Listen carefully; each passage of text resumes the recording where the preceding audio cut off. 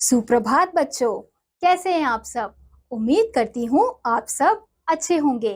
तो बच्चों, पिछली कक्षा में हमने पढ़ा था विलोम शब्द के बारे में। तो आज के अध्याय में हम पढ़ेंगे पर्यायवाची शब्द, यानी एक जैसे अर्थ वाले शब्द, यानी कि वह शब्द जिनका अर्थ समान होता है, जिनका अर्थ एक जैसा होता है। तो चलिए शुरू करते हैं।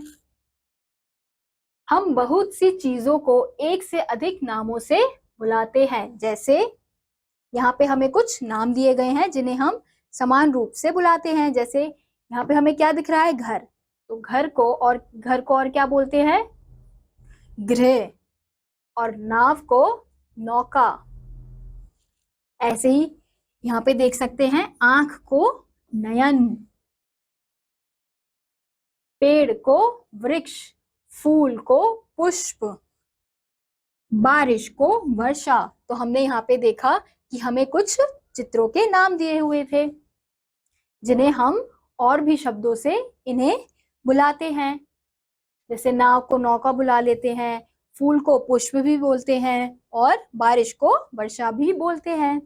बच्चों, चित्र के नीचे दो दो शब्द लिखे हैं और इनके अर्थ भी समान है, अतः ये पर्यायवाची शब्द हैं। यानी कि हमें जो शब्द दिए गए थे उनके समान अर्थ प्रकट हो रहे हैं, तो इसलिए वह शब्द क्या है, वह शब्द पर्यायवाची शब्द है। जो शब्द एक दूसरे का समान अर्थ देते हैं पर्यायवाची शब्द कहलाते हैं। यानी कि वह शब्द जो एक दूसरे का समान अर्थ दे रहे हैं उन्हें ही हम पर्यायवाची शब्द कहते हैं। अब यहाँ पे हम देखेंगे कुछ अन्य पर्यायवाची शब्द इस प्रकार हैं। जैसे बाग। बाग को और क्या बोल सकते हैं, बाग का और नाम क्या होगा, बगीचा, उपवन। तो ये बाग के पर्यायवाची शब्द हैं, क्योंकि ये दोनों शब्द भी क्या कर रहे हैं, समान अर्थ प्रकट कर रहे हैं। किसका, बाग का। ऐसे ही अगला है घर।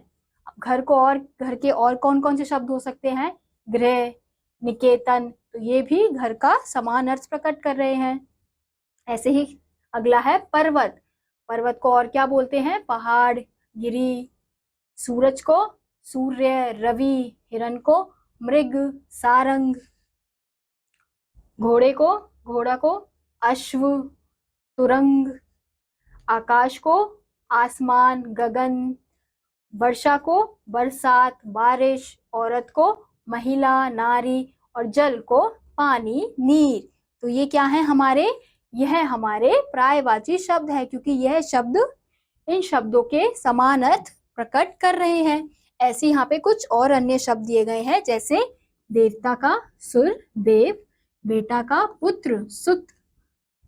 नदी का सरिता, तटिनी। संसार का दुनिया, विश्व। राजा का नृप, नरेश। सांप का सर्प, विषधर। पथ का रास्ता, मार्ग। रात का रात्रि, निशा। सोना का कंचन, स्वर्ण। और हवा का वायु, पवन। तो ये सारे शब्द भी क्या हैं, ये सारे शब्द भी पर्यायवाची शब्द हैं। तो बच्चों, हमने यहाँ पे देखे कुछ अन्य पर्यायवाची शब्द। जो पर्यायवाची शब्द किसे बोलते हैं, वह शब्द जो किसी एक शब्द का समान अर्थ प्रकट करते हो। तो इसी के साथ बच्चों, आज का यह अध्याय यहीं समाप्त होता है। उम्मीद करती हूँ आपको यह अध्याय समझ आया होगा। मैं आपसे मिलूंगी अगली वीडियो में। तब तक के लिए नमस्कार।